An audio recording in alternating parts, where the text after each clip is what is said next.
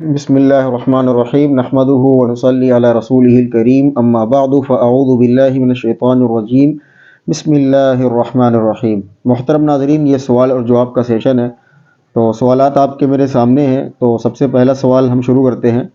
سوال کرتے ہیں کہ ایک مسئلہ ہے، میرا حل کریں۔ ایک دوست ہے، اس کی بھانجی پچھلے 6 ماہ سے گھر بیٹھی ہوئی ہے۔ نکاح کے بعد سے اس کے شوہر نے دوسرا نکاح کر لیا ہے ممبئی میں، اور وہ میرے دوست کی بھانجی کو طلاق نہیں دے رہا اور اس کو ساتھ میں بھی نہیں رکھ رہا ہے، تو لڑکی کیا کرے؟ اس کی زندگی تو برباد ہو گئی، سمجھو 20 ورش کی عمر ہے لڑکی کی۔ بھائی سب سے پہلے تو اللہ تعالیٰ ان کی مدد کرے، اور اس طرح کے ظلم و ستم سے اللہ ہر ایک کی حفاظت فرمائے، اور شوہر کو بھی اللہ ہدایت نصیب فرمائے۔ بھائی دیکھیں، اس میں 2-3 باتیں ہو سکتی ہیں۔ طلاق کا حق تو شوہر کو ہی اللہ نے دیا ہے، شوہر ہی طلاق دے گا، تو طلاق تو وہی دے سکتا ہے۔ لیکن یہ ہے کہ کچھ لوگ ہیں، خاندان کے بڑے ہیں، سمجھدار لوگ ہیں، وہ جا کر کے ان کو سمجھائیں۔ ان کے خاندان میں بھی اگر کچھ اچھے لوگ ہوں، شوہر کے خاندان میں اچھے لوگ ہوں، تو ان کے مابین ایک مشورہ کریں کہ بھائی دیکھو، یہ بیٹی ہے، گھر میں رہ رہی ہے اور وہ ان کو بلا نہیں رہا ہے، تو دونوں خاندان کے لوگ پہلے اکٹھے ہو جائیں۔ اگر وہ خاندان سے مراد یہ ہے کہ اگر ان کے گھر والے نہیں آتے تو ان کے اور رشتہ دار ہیں جو بڑے بوڑھے ہیں، ان کو بٹھایا جائے، ان سے بات کی جائے، پھر وہ جا کر کے لڑکے کو سمجھائیں گے، اور اسی طریقے سے لڑکے کے گھر والوں کو سمجھائیں گے، تو سمجھانے بجھانے سے ہو سکتا ہے مسئلہ ہی حل ہو جائے، تو پھر بہت اچھی بات ہے۔ دوسرا آپشن یہ ہے کہ آپ شرعی پنچایت جو ہوتی ہے، جو دارالافتاء یا مدارس میں بڑے بڑے وہ لگتی ہے، تو اس میں ایک قاضی مقرر ہوتا ہے، تو آپ وہاں پر جا کر کے اپنے مسئلے کو رکھیں، ہو سکتا ہے اللہ تعالیٰ وہیں سے کام بنوا دے۔ بھائی آخری حل یہی ہے کہ آپ عدالت کا سہارا لیں، ہو سکتا ہے عدالت کے پولیس کے دباؤ کی وجہ سے شوہر کو بات سمجھ میں آ جائے، تو اب آخری حل یہی، اور کیا کر سکتے ہیں؟ بھائی آپ کے ملک میں تو نظام شرعی ہے نہیں، تو آپ وہاں جا کر کے کچھ مسائل حل کروا لیں۔ تو بس یہی کہ طلاق کا معاملہ جہاں تک ہے، تو ہم تو یہی چاہتے ہیں، اور شریعت بھی اس چیز کو پسند کرتی ہے کہ دونوں کے درمیان صلح ہو جائے، دونوں ساتھ میں رہیں، کوئی مسئلہ نہیں ہے، ایک ہے تو دوسری بھی ساتھ میں رہے۔ لیکن اب جب معاملہ بن ہی نہیں رہا، تو یہ 2-3 شکلیں جو میں نے آپ کو بتائی ہیں، تو آخر میں یہی ہے کہ پولیس کا یا عدالت کا دباؤ اس سے ڈلوائیں گے، تبھی بات سمجھ میں آئے گی۔ اور آپ نے لکھا ہے کہ وہ غریب ہے، تو اس میں یہ ہے کہ گھر والے، خاندان والے یا پڑوسی اس کی مدد کریں۔ بھائی کسی کی مدد کرنا یہ تو بہت بڑا ثواب کا کام ہے۔ بہرحال بس یہی ہو سکتا ہے، اللہ تعالیٰ ان کی مدد فرمائے، ہم دعا گو ہیں ان کے لیے۔ وسیم قریشی راجستھان سے کہتے ہیں کہ آج کل ٹرین یا کہیں پر بھی اکیلے سفر پر جائیں تو فلا سنگٹھن کے لوگ فلا نعرے اور کفریہ نعرے لگواتے ہیں، بولتے ہیں کہ بولو نہیں تو مار دوں گا۔ اب جان بچانے کے لیے وہ نعرہ بولنا چاہیے یا نہیں؟ اور اگر نعرہ بول دے تو اس کے بعد بھی وہ مار دیں، ہو سکتا ہے، تو کیا ایسی صورت میں کیا کریں؟ بھائی آپ سمجھ ہی گئے ہوں گے ان کا سوال کیا ہے، میں نے تو ڈاٹ کر کے پڑھا ہے اس کو۔ تو ان کا کہنا ہے کہ اگر کوئی باطل طاقتیں، کافر طاقتیں آپ کو مل جائیں، ظالم طاقتیں، اور پھر وہ آپ کو اپنے مذہب کی بات کرنے کو بولے کہ میرے مذہب کی زندہ بات کرو، جو کہ اسلام میں کفر ہے، تو کیا اس کا کیا حکم ہے؟ اگر جان کا مسئلہ آ جائے کہ جان لے لیں گے وہ، تو پھر کیا کہنا چاہیے؟ اور اگر کہہ دیا جان لے لی اس کے باوجود، تو کیا حکم ہے؟ دیکھیں اس میں جواب یہ ہے کہ ایمانی تقاضا تو یہ ہے کہ آپ حق پر جمے رہیں۔ ان الذین آمنوا ثم استقاموا تتنزل علیہم الملائکۃ الا تخافوا ولا تحزنوا۔ قرآن میں اللہ کا حکم ہے 22 پارے کے اندر کہ جو لوگ ایمان لائیں اور اس پر ثابت قدم رہے اپنے ایمان پر، کہ ہم اللہ کو مانتے ہیں، مانتے رہیں گے موت تک، تو اللہ رب العزت ان پر فرشتوں کا نزول فرماتا ہے، اور اللہ رب العزت فرماتے ہیں کہ اسے کوئی نہ غم ہوگا نہ کوئی اس کو خوف ہوگا۔ وَأَبْشِرُوا بِالْجَنَّةِ الَّتِي كُنتُمْ تُوعَدُونَ، اور ان کے لیے جنت کی بشارت ہے جس کا ان سے وعدہ کیا گیا ہے۔ تو ایمانی تقاضا تو یہی ہے کہ انسان حق پر جمع رہے، کلمہ لا الہ الا اللہ پر جمع رہے، یہ ضروری چیز ہے، یہ ہونا چاہیے۔ اگر کسی انسان کا ایمان اس لیول کا ہے تو اس کو استعمال کرنا چاہیے کہ نہیں، ہم تو ایک اللہ کی عبادت کرنے والے، جیسے صحابہ کرام میں ملتا ہے، ان سے کفریہ کلمے کہے جاتے تھے، کہلوائے جاتے تھے، لیکن صحابہ کرام نہیں کہتے تھے، مار کھاتے بھی کہتے تھے۔ بلال رضی اللہ عنہ کے بارے میں آتا ہے کہ کہتے تھے کہ تم چھوڑ دو اسلام کو، کہہ دو کہ میں نے چھوڑا، نہیں چھوڑتے، کہتے احد یعنی اللہ ایک ہے، حالانکہ وہ شرک کی دعوت دے رہے تھے۔ بلال رضی اللہ عنہ نے اس کو قبول نہیں کیا، احد احد کہتے رہے کہ نہیں، پالنہار تو صرف ایک ہی ہے۔ تو یہ مثالیں موجود ہیں سیرت کے اندر۔ تو ایمانی تقاضا یہی ہے کہ اس پر کلمہ حق کو بلند کرے اور باطل کلموں سے اجتناب کرے، اگرچہ جان ہی چلی جائے تو وہ شہادت کا درجہ ملے گا۔ لیکن اگر کسی نے کہہ دیا جبکہ زبان سے کہا، دل اس کا ایمان پر مطمئن تھا، عقیدہ اس کا اللہ کی ذات پر تھا، تو یہ جائز ہے۔ اس کے کہنے سے وہ کافر نہیں ہوگا، وہ گنہگار نہیں ہوگا، جائز ہے۔ اس کی بھی مثال موجود ہے، سیرت کے اندر موجود ہے. صحابی نے ایسے ہی مسئلہ ہوا، اللہ کے رسول صلی اللہ علیہ وسلم نے پوچھا کہ اس وقت تمہارا دل کس طرف راغب تھا؟ فرمایا کہ میں تو ایک اللہ کو مانتا ہوں، آپ کو نبی مانتا ہوں، میرا جو دل تھا اس کا جھکاؤ صرف اللہ اس کے رسول کی طرف تھا. تو آپ نے فرمایا کوئی حرج کی بات نہیں ہے. تو اس کی بھی گنجائش ہے کہ کوئی اگر کلمہ کفر کہہ دیتا ہے لیکن دل اس کا ایمان پر مطمئن ہو، اللہ کی ذات پر، نبی صلی اللہ علیہ وسلم اس پر عقیدہ ہو، تو پھر گنجائش ہے کہ اس پر کفر کا فتویٰ نہیں لگے گا اور گناہ اس کو نہیں ہوگا. مار دیں گے تو بھائی جب گناہ ہی نہیں ہوا تو مرنے کے بعد بھی وہی، تو انشاءاللہ شہادت کا ثواب ملے گا. لیکن یہی ہے کہ ایمانی تقاضا، میں نے کہا نا ایمانی تقاضا، کفار ڈراتے تھے تو وہ کہتے تھے کہ نہیں ہم تو ایک اللہ کی صدا بلند کرنے والے ہیں اور تم ہمیں موت سے ڈراتے ہو، تم ہمیں موت سے صحابہ نے عرض کیا کہ تم ہمیں موت سے ڈراتے ہو، موت تو ہمارے لیے شہد سے زیادہ میٹھی چیز ہے، مرنے کے بعد تو ہم اللہ سے ملیں گے، تم ہمیں موت سے ڈرا رہے ہو. تو اس لیے اللہ ہم سب کو استقامت نصیب فرمائے، ہمارے دل کو ایمانی جوش سے بھر دے، ہمارے دل کے اندر کفر کی اور کفریہ افعال کی نفرت ہمارے دل میں پیدا فرمائے، اس کی حقارت ہمارے دل میں پیدا فرمائے، اور کلمہ حق کو بلند کرنے کی اور اسی پر جان دینے کی توفیق نصیب فرمائے. مجیب صاحب کنوں سے کہتے ہیں کہ آنکھ بند کر کے عبادت کرنا، دعا کرنا، تسبیح وغیرہ پڑھنا کیسا ہے؟ بھائی دیکھیں، آنکھ بند کر کے نماز وغیرہ پڑھنا مکروہ ہے جبکہ سستی کی وجہ سے کیا جائے آنکھ بند. اگر آنکھ بند کرنے کی وجہ سے نماز میں زیادہ دھیان لگتا ہے تو بند کر سکتے ہیں، کوئی حرج کی بات نہیں. یہی حکم ذکر وغیرہ کا بھی ہے کہ اگر ذکر میں آنکھ بند کر کے اللہ کی طرف زیادہ دل لگتا ہے تو آنکھ بند کر بھی سکتے ہیں. دعا میں بھی یہی مسئلہ ہے. تو ٹھیک ہے، آنکھ بند کرتا ہے کوئی اس نیت سے کہ شاید آنکھ بند کرنے کی وجہ سے دھیان زیادہ لگے، نماز میں خشوع پیدا ہو جائے، ذکر میں دھیان لگے، دعا میں اللہ کی طرف جو ہے رغبت بڑھے، تو پھر وہ آنکھ بند کر سکتا ہے، کوئی حرج کی بات نہیں.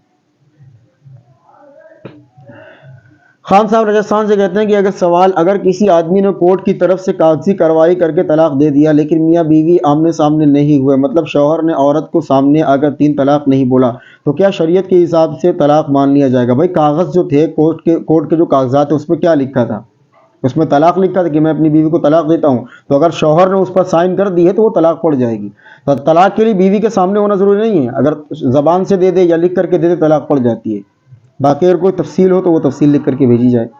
السلام علیکم مفتی صاحب، اگر کسی کے 3 بیٹے ہیں اور لڑکی نہیں ہے تو کیا وہ لڑکی گود لے سکتا ہے؟ شریعت کا اس پر کیا حکم ہے؟ دیکھیں بھائی، لڑکی یا لڑکا بچہ گود لینا شریعت کی نظر میں جائز ہے، لیکن بہت ساری شرائط ہیں اس پر. اس میں سے شرائط میں سے کیا کیا ہے؟ مثلا جو بچہ آپ گود لے رہے ہیں وہ آپ کا حقیقی بیٹا نہیں ہوگا بلکہ وہ منہ بولا ہوگا. دوسری بات، باپ کے نام میں آپ کا نام نہیں لگے گا بلکہ اسی کے باپ کا نام لگے گا. آپ سرپرست میں گارجن میں اپنا نام لکھوا سکتے ہیں، ولدیت سن آف آپ اپنا نام نہیں لکھوا سکتے. دوسری بات.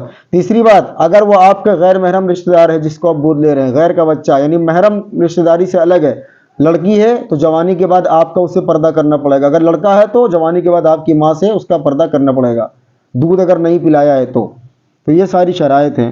اور وراثت میں اس کا حصہ بھی نہیں لگے گا شریعت کی نظر میں. تو شریعت نے بس ایک قانون بنایا ہے کہ جو آپ سے پیدا ہوا وہ آپ کی اولاد ہے، اور جو آپ لیں گے وہ منہ بولا بیٹا ہوگا، منہ بولی بیٹی ہوگی، اس پر اولاد والے جو معاملات ہیں وہ جو ہے لاگو نہیں ہوں گے. تو آپ کو ثواب بہرحال ملے گا، کسی کی کفالت کریں گے، تربیت کریں گے، پڑھائیں گے، لکھائیں گے اور اس کو پالیں گے پوسیں گے تو اس پر ثواب ملے گا، لیکن وہ آپ کی اولاد حقیقی معنوں میں نہیں ہو سکتا ہے. اچھا بھائی، ایک سوال ہے کہ سود پر جس نے قرض لیا ہو تو اس کے قرض کے چکانے میں مدد کرنا، صدقہ دینا، ہیلپ کرنا کیسا ہے؟ تو دیکھیں، سود پر لین دین کرنا قطعاً حرام ہے. حضور اکرم صلی اللہ علیہ وسلم نے فرمایا، ابن ماجہ اور بہت ساری احادیث کی کتابوں میں موجود ہے کہ سود لینے والے، دینے والے، لکھنے والے، سود پر گواہ بننے والے سب کے سب لعنتی ہیں. تو حضور نے ان پر لعنت فرمائی ہے، اور قرآن پاک میں سود کے لین دین کرنے والوں کو اللہ رب العزت نے اعلان جنگ کا دعویٰ کیا ہے کہ اگر تم اس چیز کو نہیں فَإِن لَّمْ تَفْعَلُوا فَأْذَنُوا بِحَرْبٍ مِّنَ اللَّهِ وَرَسُولِهِ، کہ اگر تم یہ نہیں چھوڑ دے تو تم سمجھ لو کہ اللہ اس کے رسول سے جنگ کر رہے ہو. تمہیں یعنی تم نے اس چیز کو اپنے لیے لازم کر لیا کہ تم اللہ اس کے رسول سے جنگ کرو گے. تو بڑے سخت معاملات ہیں، سودی لین دین نہیں جائز ہے. تو اگر کسی نے سود پر قرض لے لیا ہے تو اس نے بہت بڑا گناہ کیا، اس کو سچی توبہ کرنی چاہیے اور آئندہ کبھی سود پر قرض لینے کی جرت نہیں کرنی چاہیے کہ یہ بہت بڑا گناہ ہے.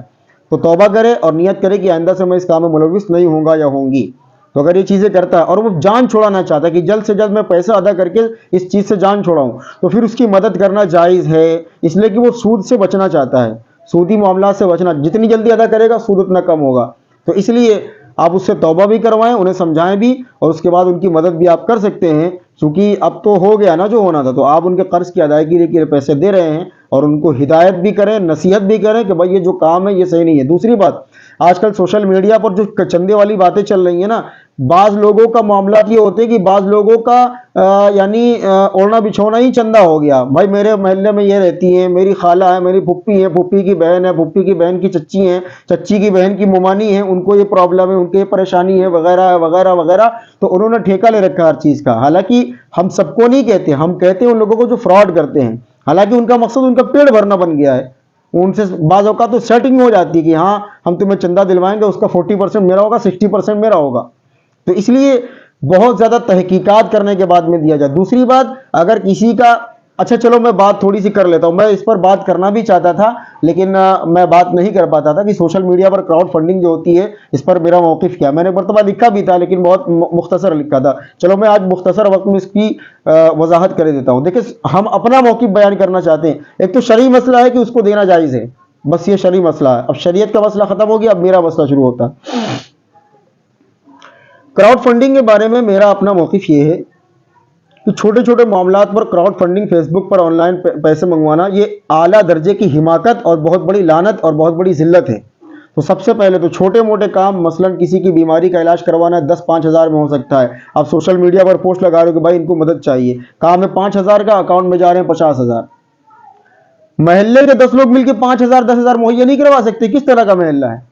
کیسے لوگ ہیں؟ تم خود نہیں کروا سکتے، تمہارے فرنٹ سرکل کتنا چھوٹا ہے جو تم 10 ہزار روپے نہیں کروا سکتے؟ ہر چیز کو سوشل میڈیا پر لایا جا رہا ہے۔ آج ہم سے بھی کہا جاتا ہے کہ پوسٹ کر دو، ہم نے کی بھی ہے، لیکن چھوٹی چھوٹی امداد کے لیے فیس بک کو استعمال کرنا کہ بھائی چلو ہمارا جو ہے جیب محفوظ رہے، ہم فیس بک پر فنڈنگ کروا دیں، یہ غلط استعمال ہے اس چیز کا، اس کے بارے میں پوچھو گی۔ تو نمبر 1، اگر چھوٹی موٹی امداد کی ضرورت ہو، آس پڑوس والے، محلے والے، رشتہ دار والے اس کو کور کریں۔ دوسری بات، نکاح وغیرہ کے لیے، شادی کے لیے کراؤڈ فنڈنگ کا میں قائل نہیں ہوں۔ شریعت نے ایجاب و قبول، مہر اور گواہان کا نام نکاح کہا ہے، تو اگر یہ چیزیں ہیں تو پھر نکاح ہو جائے گا، لیکن اس کے لیے کراؤڈ فنڈنگ کرنا، 1 لاکھ کی ضرورت ہے، بیڈ بننے ہیں، صوفے بننے ہیں، وغیرہ وغیرہ، ہم تو اس چیز کے شروع سے ہی خلاف ہیں، پھر ہم اس چیز کو فروغ دے رہے ہیں اس چیز کو کر کے۔ تو میرا موقف ہی، آپ اپنا موقف اپنے پاس رکھیے، آپ کا موقف بے شک برحق ہوگا، میں آپ کو نہیں کہتا، لیکن میرا موقف یہ ہے کہ لڑکیوں کی شادیوں کے لیے بڑی بڑی یعنی امداد کا مطالبہ کرنا میرے نزدیک یہ مناسب نہیں ہے۔ اور مجھ سے آپ شادی کے متعلق پوسٹ کے لیے نہ کہا کریں کہ بھائی شادی کروانی کسی کی، پوسٹ کر دو، مدد کر دو۔ ہم ایک جگہ گئے تو ہم نے کہا کہ چلو ٹھیک ہے، ہم 2-4 ساتھی تھے، اس نے بتایا کہ غریب لڑکی کی شادی ہونی، ہم نے کہا کہ ٹھیک ہے بھائی، ہم انشاءاللہ کچھ انتظام کروا دیں گے۔ میں ان سے ملاقات کے لیے گیا کہ میں نے کہا بھائی آپ ایک کام کریں، بھائی جو نکاح والے کتنے آئیں گے؟ 10-20 آدمی وہ آئیں گے، 10-20 آپ کے ہوں گے، 50 آدمیوں کے کھانے کا ہم انتظام کروا دیں گے۔ تو انہوں نے کہا کہ نہیں ایسا نہیں ہے، باراتی 50 آئیں گے، اور جہیز وغیرہ کے لیے آپ ہمیں ڈبل بیڈ بنوانے ہیں، صوفہ بنوانا۔ بھائی یہ ہمارے گھر میں صوفہ نہیں ہے، ہم کرسیوں پر بیٹھتے ہیں، ہم بیڈ پر بیٹھے ہوئے ہیں، میرے گھر میں صوفہ نہیں ہے، اور میں فنڈنگ کروا کے ان کو صوفہ دلواؤں؟ یہ کیسی بات ہوئی؟ میرے نزدیک تو یہ مناسب نہیں ہے، میں اپنی بات جانتا ہوں۔ تو اس لیے کراؤڈ فنڈنگ کروانا شادیوں کے لیے میں سمجھتا ہوں مناسب نہیں ہے۔ بھائی شادی کو سنت پر لاؤ، رواج ان چیزوں کا ختم کرو، آپ لوگوں کو سمجھاؤ۔ لیکن ہمارے یہاں ابھی ہم نے ایک پوسٹ لگائی تھی چند دن پہلے شادی کے لیے، اس میں صوفہ بھی آ رہا ہے، اس میں ڈبل بیڈ بھی آ رہا ہے، اس میں گیزر بھی آ رہا ہے، اس میں واشنگ مشین بھی آ رہا ہے، اس میں فریزر بھی آ رہا ہے۔ ہمارے خود کے گھر میں نہیں ہو جو چیزیں، ہم فنڈنگ کے ذریعے دوسروں کو بھجوا رہے ہیں یہ چیزیں۔ ہاں شادی کے لیے 10-20 آدمی آ جائیں، کچھ کپڑے ہو جائیں، کوئی کھانا ہو جائے، آپ کی بہتر ہے، لیکن چندے والی شادی کو ہائی فائی کرنا، یہ تو ذلت مجھے معلوم ہوتی ہے۔ تو میرے دوستو عزیزو، انتہائی مؤدبانہ گزارش ہے کہ شادیوں کے لیے فنڈنگ کرنے کے لیے ہم سے پوسٹ لگانے کے لیے نہ کہا کریں۔ ہم نے لگائی 1-2 مرتبہ، بعد میں مجھے پتا چلا کہ شادی نہیں، وہ تو پورا سسٹم تھا ایک بالکل زبردست قسم کا، اتنے لوگ آئے تھے بارات میں، اور جہیز میں یہ چیزیں دی گئی ہیں۔ اب یار ہم امت کا پیسہ ہم اس چیز میں برباد کریں گے؟ لوگوں کے گھر میں خود نہیں ہوتا صوفہ، لوگوں کے گھر میں خود نہیں ہوتی واشنگ مشین، آپ ان کے پیسوں سے واشنگ مشین خرید رہے ہیں، صوفہ خرید رہے ہیں۔ شادی کا کام ہے، آپ شادی کر رہے ہو اپنے برابر میں کرو, آپ ان سے مطالبہ کرو بھائی ہمارے پاس کچھ بھی نہیں, آپ شادی کرنا چاہتے ہیں کر لیں, اللہ تعالیٰ دوسرا رشتہ دے گا. لیکن نہیں, ایک تو ہمارے لوگوں نے بھی اس کو عذاب بنا دیا ہے, ہمیں جہیز میں کار چاہیے, ہمیں جہیز میں بائک چاہیے, ہمیں ڈبل بیڈ چاہیے, وغیرہ وغیرہ چیزیں. آپ ہم سے کہو کہ لڑکی چاہیے ہمیں, اگر وہاں سے مل جاتا ہے تو رکھ لو, نہیں ملتا تو کوئی بات نہیں. بیماری وغیرہ کی چندے کا جہاں تک معاملہ ہے, اگر اماؤنٹ زیادہ ہو تو پھر چندے کی پوسٹ لگائیں, اگر اماؤنٹ کم ہو 10-20 ہزار کا مسئلہ ہو تو آس پڑوس میں اس کا انتظام کروا دیں. نہیں ہو سکتا ہے تو پھر ان اللہ مع الصابرین, بیماری شفا اللہ کے ہاتھ میں ہے. لیکن اب چھوٹی چھوٹی امداد کے لیے ہر وقت آپ کہیں گے پوسٹ کر دو, میں دلی میں کہاں جاؤں گا تحقیقات کرنے کے لیے. تو اس لیے ہوشیار بھی رہیں. ہم صاف بات کر رہے ہیں, اس پر کوئی ہمیں ڈر دباؤ نہیں ہے کہ مجھے ٹرول کیا جائے گا, میرے بارے میں پوسٹ لگائی جائے گی کہ دیکھو یہ اس چیز کے خلاف ہے. آئی ڈونٹ کیئر, مجھے اس سے کوئی پرواہ نہیں ہے, آپ کریے.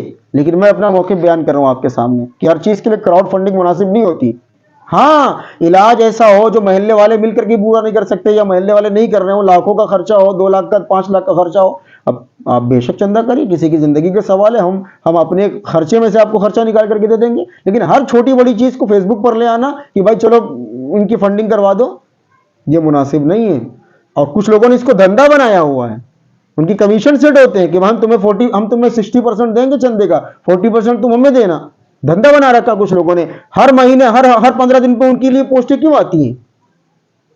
ہر 15 دن پر ان کے جاننے والوں میں کوئی بیمار پڑ جاتا ہے, ہر 15 دن میں ان کے جاننے والوں میں کسی کی شادی پڑ جاتی ہے. تو ایسے لوگوں سے بھی ہوشیار رہنے کی ضرورت ہے, اور ایسی چیزوں میں اپنا پیسہ مت پھینکیں. تحقیقات آپ کے اپنے شہروں میں کتنے غریب پڑے ہیں, آپ ان پر خرچ کیجئے.